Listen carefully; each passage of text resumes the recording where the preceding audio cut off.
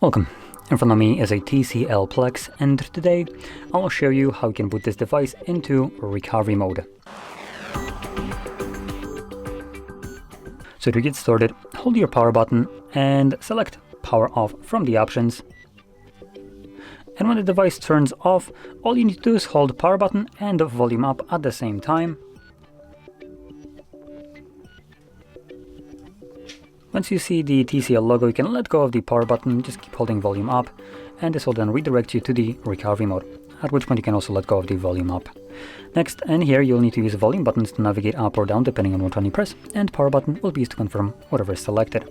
Now going over the options, we have things like reboot system now, which takes us back to Android, reboot to bootloader, which will take us to bootloader, and we have apply updates from ADB or SD card, wipe data or cache partition, mount system, view logs, run tests, and power off.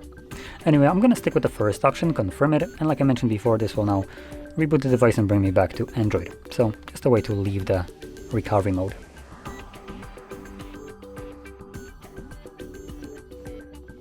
And there we go.